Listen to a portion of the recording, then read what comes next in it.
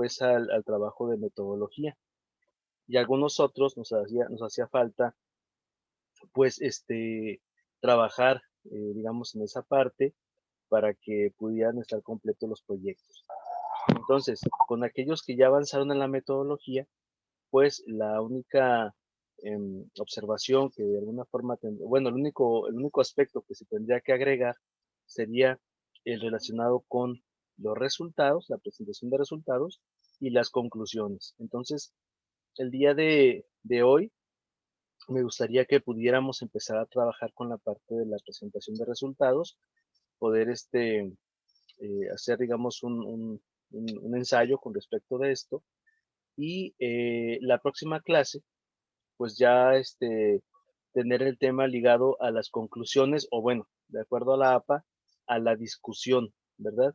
Recuerden que para la APA un tema nunca se concluye, solamente se discute, solamente se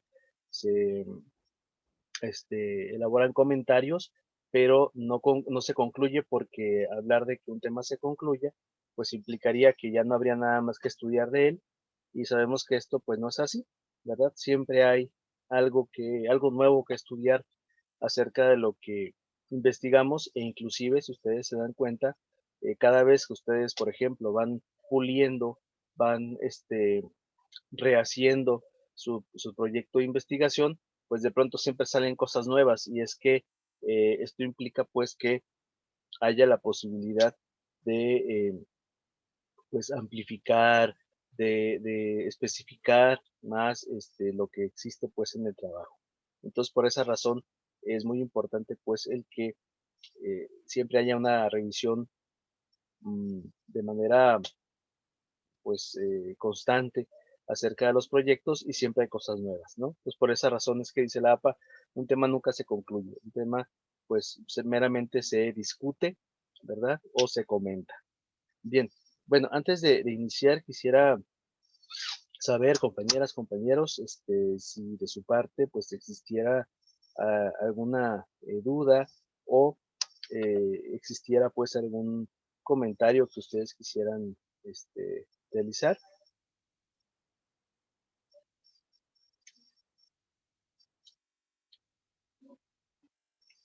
¿No? Bueno, pues vamos a iniciar. Bienvenidos todos y todas. Por aquí se incorporó Dana, Yunuen. Muy bien. Entonces, quiero compartirles, ¿se acuerdan que estábamos revisando esta presentación? La última vez que nos revisamos, que era esta, ¿no? De, la presentación de resultados. ¿Sí? ¿Sí la recuerdan? ¿Sí? Ok. Entonces, Sí, muy bien.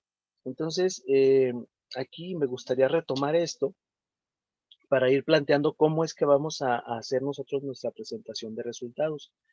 Ya habíamos visto que la APA había planteado por ahí en su capítulo 5 la presentación de figuras y tablas, ¿recuerdan ustedes?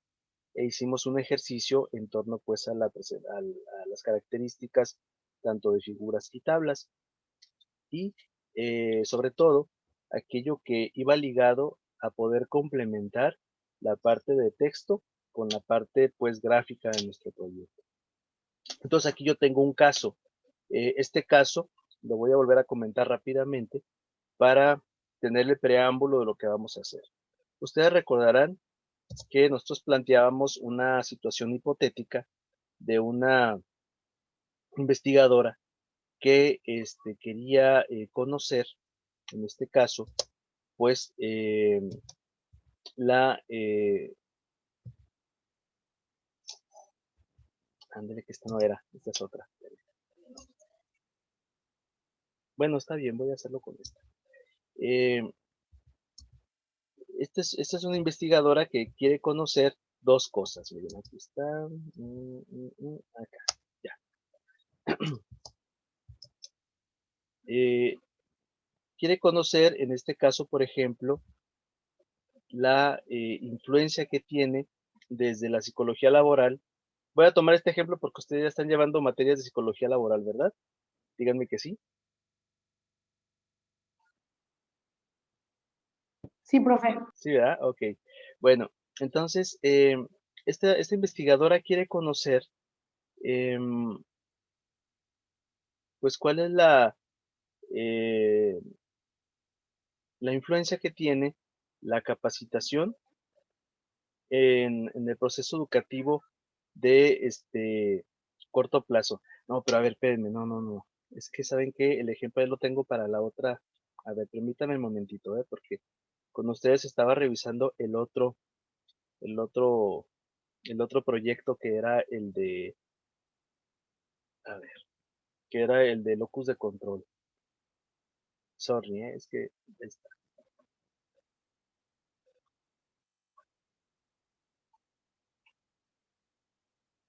Listo, es este. Ya,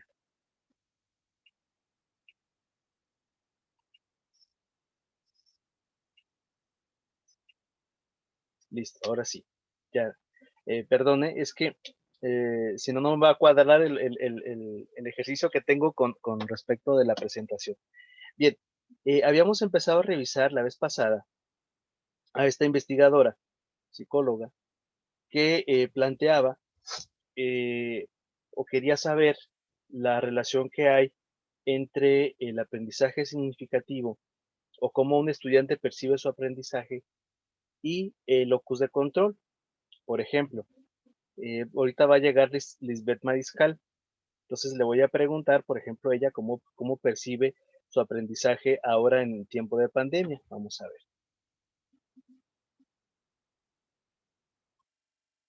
Hola Lisbeth, ¿cómo está? ¿Sí me escucha? Hola, profe, ¿bien usted? Muy bien, muchas gracias. Bienvenida a nuestra clase.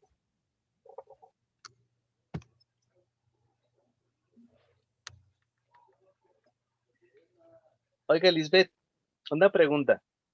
Dígame.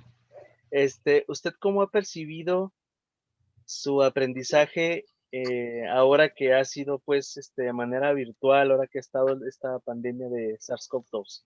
¿Cómo lo percibe? ¿Cree que haya sido un aprendizaje significativo o no? ¿Cómo lo ha percibido? No, profe. O sea, siento que he aprendido más como personalmente que de las materias. Sí, ¿Sí? se me ha complicado mucho. Sí. ¿Por qué? ¿Hay alguna razón específica? No, siento que no me concentro igual y que tengo muchos distractores. O sea, si de por sí ya me costaba trabajo como mantener la atención, Ujú. así me cuesta mucho más.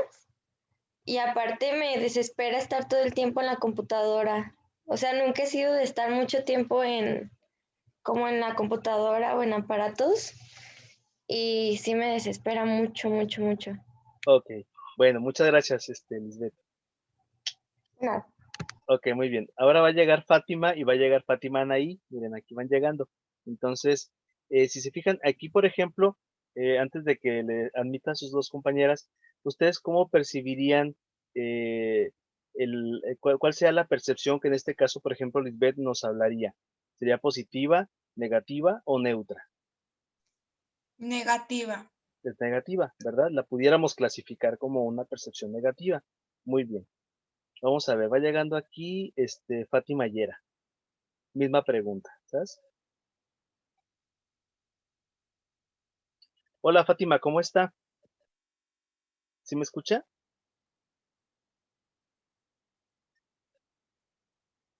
Fátima Yera. Sí, profe, yo sí lo escucho. Ah, muy bien, muchas gracias. Oiga, disculpe, ¿usted cómo ha percibido su aprendizaje en este periodo que hemos estado viviendo acerca de pandemia? Este, ¿Lo considera significativo? Sí, no, ¿por qué? El aprendizaje De sobre sus materias de la materia. o de sus materias en general. Am, pues no sé, como que en cierta parte, en algunas sí he estado como más enfocada y sí he aprendido un poco más, pero de algunas por cuestiones de tiempo sí no he podido estar como muy al pendiente y al tanto y siento que sí me pierdo de mucha información y Ok, pues de conocimiento. ok.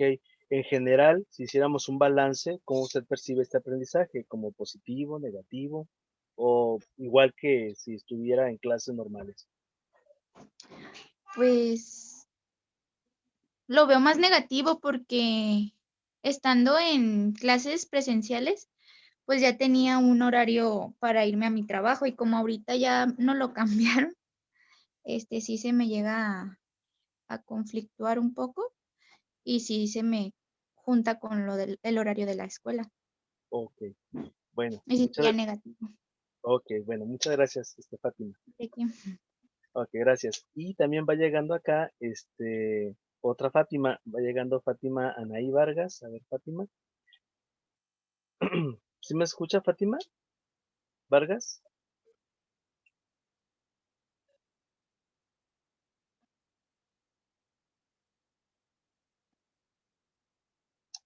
Hola, Fátima. Bienvenida. ¿Sí me escucha? Anaí Vargas. Sí, profe, buenos días. Buenos días. Ok, bienvenida. Oiga, una pregunta. ¿Usted cómo percibe su aprendizaje en esta época o cómo podría platicarnos acerca de su experiencia en torno al aprendizaje en esta época de pandemia? ¿Usted considera que su aprendizaje ha sido significativo? No. ¿Cómo podría usted clasificar su experiencia en torno a esto? Pues ha sido un poco difícil, pero siento que poco a poco, pues yo me he ido como acoplando a la situación. Así que solo fue de lo primero que sí fue algo, pues yo creo que no solo yo, todos no nos lo esperábamos, Ujú. pero poco a poco uno va como acostumbrándose a la situación y ya vas, pues ahora sí que entendiendo cómo es. ¿No, profe? ¿Usted qué piensa? No, no, no, pero yo le estoy preguntando. Sí, sí, sí. ¿Usted considera que ha sido positivo? ¿Ha sido igual, neutro, igual que si fuera periodo normal o ha sido negativo en general? Yo digo que ha sido positivo, aunque sí me hubiera gustado pues lo presencial, Ujú. pero pues es positivo, pues es algo que apenas conozco y me he ido acoplando y poco a poco, así que sí, sí ha sido positivo para mí. Ok. Bueno, muchas gracias, Fátima. No hay de Ok, qué, profe. ok, gracias, Liz, gracias, Fátimas, a las dos Fátimas. Este, y bueno, esto que les estoy preguntando es parte de esto que estamos revisando aquí. Les comentaba que, por ejemplo, esta investigadora, pues quiere saber, primeramente, si, por ejemplo, los alumnos encuentran un sentido positivo a su aprendizaje en torno, pues, a, a la pandemia esta de SARS-CoV-2, de COVID, y de pronto ella parte de una definición. Les comento esto porque si se fijan de lo que ustedes están haciendo en sus manuscritos. Vean que están ustedes partiendo siempre de una definición teórica o de un conjunto de definiciones teóricas. No hacemos esto al tanteo, sino que tenemos que tener una base para saber qué es lo que queremos investigar. Y entonces ella recurre a esta definición de Ausubel, en la cual el aprendizaje significativo es cuando un alumno encuentra sentido y aplicación para su vida cotidiana o profesional cotidiana a un aprendizaje. Entonces, em, desde la teoría de Ausubel, que es una teoría psicoeducativa, pues yo un aprendizaje significativo cuando le encuentro una utilidad, cuando de alguna manera digo, ok, esto se aplica para esto y tiene un sentido para esto que voy a realizar, ¿sí? Y lo va a ligar a una teoría social, que es la teoría del aprendizaje social de Rotter. Rotter plantea que existe un locus de control interno y externo en cada uno de nosotros.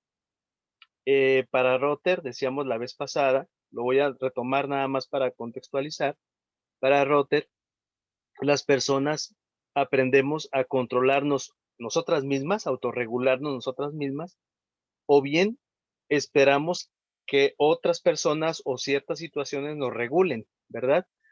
Por ejemplo, un caso típico es cuando a un niño le dicen ustedes, oye, no, tú no agarres de este dulce, ¿no? Y de pronto, si el niño ha aprendido a autorregularse, no va a tomar el dulce, ¿verdad? Porque él sabe que le indicaron y él de pronto decide no tomarlo porque tuvo esa indicación. Pero, ¿qué pasaría si de pronto a este niño le vale y de pronto toma el dulce y espera que sea otro que se dé cuenta que agarró dulces y sea otro el que le dé un castigo, ¿no? Entonces, ahí tenemos el control interno y externo, ¿sí? Hasta aquí, ¿sí se va entendiendo este contexto? ¿Sí vamos bien?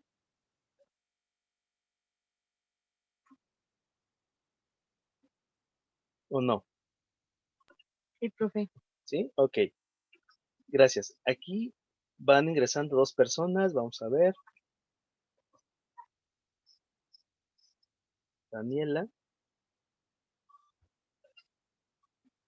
Hola Daniela, ¿cómo está? Profe, yo ya estaba adentro. Ah, Es ya que estaba. me Oh, metí a la. oh, ya. Bueno, entonces quien va llegando es Jenny Cano. A ver, déjenme ver, ahí está.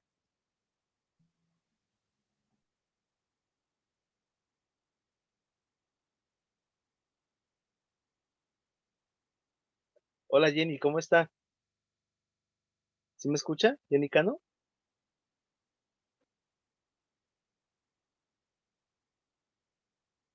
No, creo que no. Bueno, seguimos adelante. Esta investigadora quiere saber, entonces, estas dos variables. O sea, quiere saber cómo es que los estudiantes perciben su aprendizaje en torno, pues, a la influencia, a la influencia de la pandemia, y quiere también conocer cuál es su locus de control. Yo ahorita hice el ejercicio con las compañeras y les pregunté acerca de la percepción que ellas tienen acerca de su aprendizaje significativo. No les pregunté acerca de su locus de control porque para eso necesito de aplicarles un instrumento. Pero bueno, vamos a ver, por ejemplo, aquí lo siguiente. Esta investigadora plantea esta pregunta, que es, ¿cuál es la relación del locus de control y la percepción de la influencia de la pandemia en el aprendizaje significativo? ¿Verdad?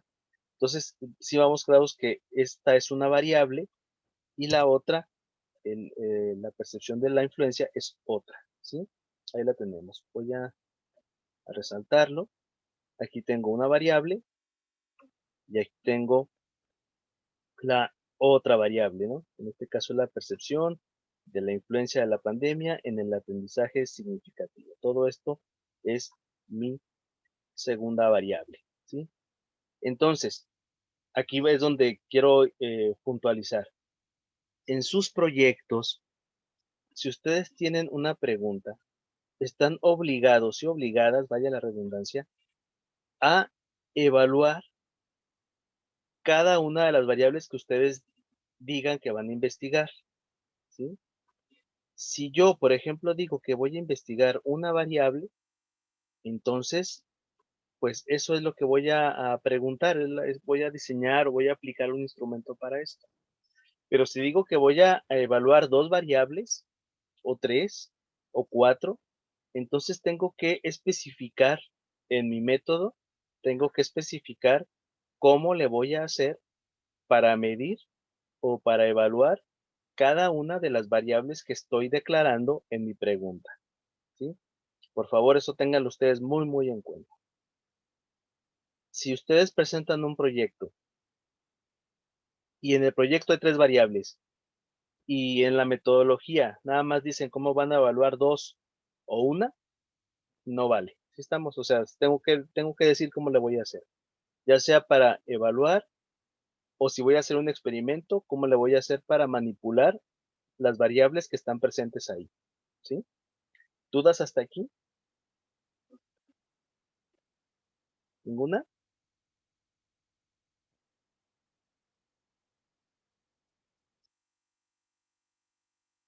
¿No? ¿Carolina? ¿No? Ok. Me da envidia su oso que tiene usted ahí. Gracias, profe, es un búho. ¿Es un búho? Ah, ok, me da todavía más envidia porque me gustan más los búhos. Ok, Ah, ok, muchas gracias. Bien,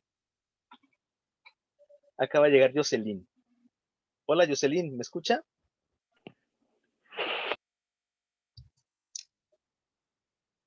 Jocelyn, ¿sí me escucha? Creo que no. Bueno, decíamos entonces la vez pasada que tendríamos nosotros que buscar la manera en cómo nosotros aplicáramos algún instrumento. En este caso, hay instrumentos que ya están hechos. Por ejemplo, el locus de control, ya hay un instrumento que se llama escala de locus de control de Rotter, ¿sí? Ya está hecho este instrumento. En el caso, por ejemplo, de la percepción del aprendizaje, no hay un instrumento que esté hecho, entonces tengo que hacer uno. La lógica es que los instrumentos sean compatibles para poderlos comparar. ¿A qué me refiero con esto? A que, por ejemplo, quizá yo pueda hablar acerca de una observación o quizá pueda hacer una entrevista, como lo hice en este momento, pero a lo mejor al momento de comparar la entrevista con la escala no es compatible. Entonces, pues si aquí ya tengo una escala que es numérica, pues quizá lo más idóneo sea hacer yo otra escala y aplicársela a las personas que quiero o con las que quiero trabajar. De manera de que estos participantes tengan elementos de comparación. ¿Sí? ¿Sí estamos claros? Entonces, algo que me gustaría que pudieran ustedes también ahí anotar es que los instrumentos deben ser compatibles. ¿Qué quiere decir compatible? Que lo podamos comparar. ¿Sí? Por ejemplo, a lo mejor el resultado de una entrevista a profundidad, pues no lo puedo comparar directamente con los datos de una escala numérica, ¿verdad? Entonces, como no lo puedo comparar, lo ideal es de que tenga más o menos instrumentos que sean afines, ¿sí? Entonces, esa es otra regla que es importante tener en cuenta cuando estamos trabajando el asunto de, de la metodología de la investigación y de cómo es que se buscaría la coherencia de cada uno de los elementos que están presentes aquí. Entonces aquí llevamos dos reglas que me gustaría tener ahí muy en cuenta. La primera es que si tengo 2, 3, 4, 5 variables, debo de tener o especificar la manera en cómo voy a medir todas las variables. Esa es una observación que les hice a algunos en los videos de sus proyectos, que mencionaban cómo iban a evaluar una variable, pero no decían cómo iban a evaluar la otra. Entonces es importante que ustedes definan cómo le van a hacer. Y la otra regla es que los instrumentos deban ser siempre compatibles, ¿sí? Deban de ser comparables entre sí, ¿verdad? Una vez que ya tengo la comparación entre estos dos, entonces, pues ya me dispongo a aplicar, ¿no? Decíamos que, por ejemplo, en esta investigación, pues la idea era de poder hacer la investigación a alumnos y alumnas de todos los ciclos que fueran de diferentes licenciaturas. La otra vez comentábamos esta parte, ¿no? Y lo ideal es que si son instrumentos cuantitativos, pues lo hagamos con la mayor cantidad posible. En este caso, eh, a lo mejor por los tiempos, pues sería difícil hablar de 200. Voy a decir, por ejemplo, que voy a hacer la investigación con 100 casos. ¿Sí? Es un decir, ¿eh? Pueden ser con 200. Bueno, si son instrumentos cualitativos, por ejemplo, entrevistas a profundidad, nos podemos dar el lujo de hacer menor cantidad de aplicaciones, pero obviamente la información obtenida va a ser mayor, ¿sí? Si estamos, piénsenlo ustedes como una especie de balanza. Si su investigación es cuantitativa y va a arrojar solamente números, entonces, pues a la mayor cantidad posible, ¿sí? Se va a arrojar información muy, muy pequeñita a la mayor cantidad posible. Pero si su investigación va a ser muy exhaustiva, por ejemplo, una entrevista a profundidad, entonces se pueden dar el lujo de tener menos población, pero obviamente la cantidad de información que van a tener de esto va a ser mayor y por ende, entonces, requieren ustedes quizá a lo mejor de 10 casos nada más, pero la información que van a tener va a ser bastante, ¿sí? Entonces piénsenlo como esa balanza entre la información obtenida y la cantidad de sujetos, ¿sí? ¿Dudas hasta aquí? ¿Vamos claros todos? ¿Sí? Ok. Después de esto vamos a decir que ya elegimos, vamos a hacer la investigación con 100, van a ser alumnos y alumnas de todos los ciclos escolares y van a ser de diferentes licenciaturas. Nos disponemos a aplicar y aquí les decía que viene la parte que me gustaría que quedara como muy entendida y muy clara. Y se refiere al análisis de las variables, ¿sí? Existen, decíamos, dos grandes grupos de variables. Las variables que son las variables principales y las variables a las que les vamos a llamar variables intervinientes. Es decir, variables que ahí están, pero que no son las variables centrales de nuestro estudio, ¿sí? En el caso de las variables centrales, que en este caso es la percepción del aprendizaje significativo y el locus de control, vamos a buscar nosotros saber cómo se puede dar una relación entre estos dos, ¿sí? Esa es la parte central de nuestro estudio, es la parte central de la pregunta y es la que nosotros pues debemos responder. En el otro caso, vamos a tener variables intervinientes. Estas variables siempre están y regularmente siempre se preguntan, por ejemplo, pues el grado escolar, la edad, el sexo, la carrera, el estado civil, el promedio y otras variables que nosotros determinemos, ¿sí? Entonces, ojo, no hay una fórmula que nos diga cuántas variables intervinientes debemos considerar, no existe eso, pero entre más variables consideremos, nuestro trabajo pues va a ser más completo porque podemos también detectar si existen variables que en un inicio no consideramos, pero que al momento en que aplicamos nuestro trabajo, pues de pronto vamos a ver que están afectando, ¿verdad? Van a estar ahí. Entonces, para este estudio, esta investigadora está considerando el grado escolar, la edad, el sexo, la carrera, el estado civil y el promedio como variables intervinientes, ¿sí? Este cuadrito, por ejemplo, nunca se lo vamos a mostrar a nadie en un proyecto de investigación, ¿no? Esto es para nosotros. Simplemente es para podernos orientar. Una vez que determinamos cuáles son nuestras variables centrales y las variables intervinientes, entonces, pues vamos a empezar a buscar relaciones entre estas variables. Entonces, esto es importante que ustedes lo tengan muy en cuenta, porque a fin de cuentas es lo que va a responder a su pregunta. Entonces, el primer paso consiste en buscar qué vamos a relacionar con qué. Por ejemplo, si me voy a la pregunta, lo obligado es que relacione la percepción del aprendizaje con el locus de control. ¿Por qué ustedes creen que estas sean lo primero que deba de relacionar?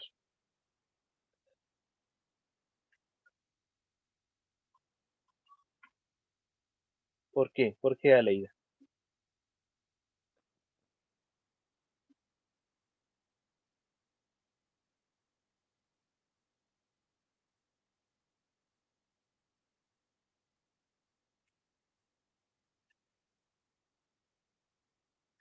Ok, por aquí Miriam nos contesta, dice son los temas a tratar, así es, y son en este caso los temas principales. Muy bien, gracias Miriam. Entonces, como son los temas principales, pues es lo que debo de ver. Esto lo voy a marcar con una letra J, ¿no? Pero puede ser cualquier otra letra, ¿no? Simplemente es para marcar que esta va a ser mi relación principal, ¿sí?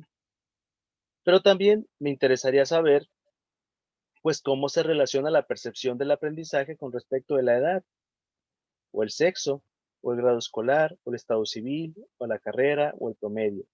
Lo mismo con el locus de control, ¿no? quisiera saber, por ejemplo, cómo se afecta o cómo se relaciona el locus de control con respecto de la edad, con respecto del sexo, del grado escolar, del estado civil, de la carrera, del promedio. Y tenemos algunos elementos secundarios. Por ejemplo, a lo mejor quisiera saber si hay alguna relación entre la edad y el género, entre el grado escolar y la edad, entre el estado civil y, en este caso, por ejemplo, la edad, entre la carrera y la edad, o entre el promedio y la edad, ¿sí? Lo mismo ocurre, por ejemplo, con el sexo y el grado escolar, el sexo y el estado civil, el sexo y la carrera, el sexo y el promedio, o bien el grado escolar y el estado civil, el grado escolar y la carrera, y el grado escolar y el promedio. Noten que lo que estamos haciendo es que cada una de estas variables, tanto centrales e intervinientes, las estamos como esquematizando cómo se podrían relacionar, ¿sí? Bueno, hasta aquí. ¿Sí va quedando claro qué es lo que estamos haciendo?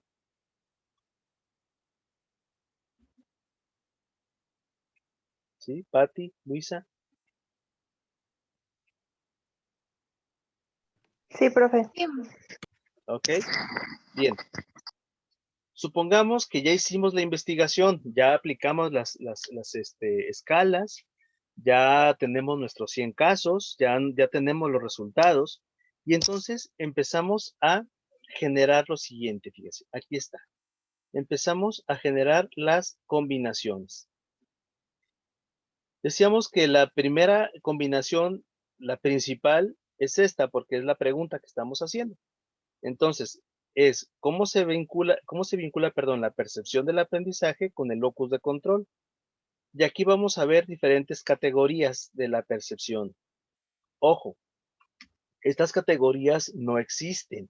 Estas categorías, muchas de las veces nosotros tenemos que visualizar cómo las vamos a clasificar. En este caso, por ejemplo, la percepción del aprendizaje, yo la estoy clasificando como una percepción negativa, si es que el alumno dice que pues, no aprendió lo suficiente, que siente que no es significativo lo que está aprendiendo. Neutra, si siente que es igual, que es lo mismo da si hubiera estado presencial o hubiera estado en línea.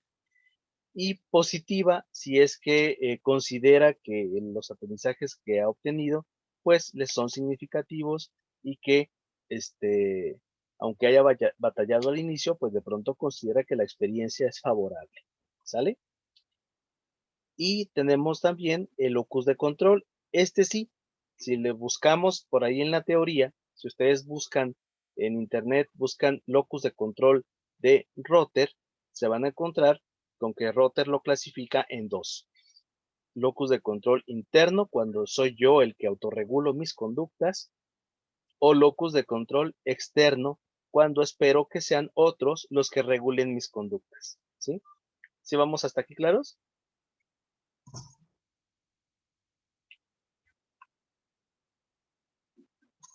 ¿Sí? ¿No? Sí, profe. Ok. Entonces, lo que yo quiero que ustedes hagan con sus proyectos es que ustedes visualicen, por favor, cómo es que van a clasificar los resultados. Por ejemplo, los compañeros que están haciendo la investigación sobre em, el nivel de estrés, pues entonces tienen que buscar la manera de clasificar este nivel de estrés, quizá nivel de estrés alto, medio o bajo, o nivel de estrés positivo o negativo, no sé cómo lo quieran ustedes clasificar, ¿sí? Em, lo mismo, por ejemplo, con los compañeros que están haciendo algún estudio acerca de un proceso psicológico, por ejemplo, de la atención. Entonces, a lo mejor yo puedo hablar de atención positiva, negativa, o a lo mejor pudiera clasificar la atención por el tiempo que la persona dura teniendo una atención. Por ejemplo, si es atención infantil, a lo mejor yo puedo tener atención este, que, que sea de más allá de 5 minutos, de 2 minutos o menos de 2 minutos, ¿no? Por ejemplo, pensando en que es una atención muy cortita la que pudiera tener quizá un niño. Entonces, aquí quien hace esta investigación dice, bueno, pues entonces yo encontré que existe pues una percepción negativa combinada con un locus interno, una percepción neutra, perdón, combinada con un locus interno y una percepción positiva combinada con un locus interno, ¿sí? Bueno, falta menos de un minuto, entonces les pido por favor que ahorita que nos saque el programa, pues ya saben que nos volvemos a conectar, sirve de que nos respiramos un ratito y bueno, ¿sí? Ahorita continuamos.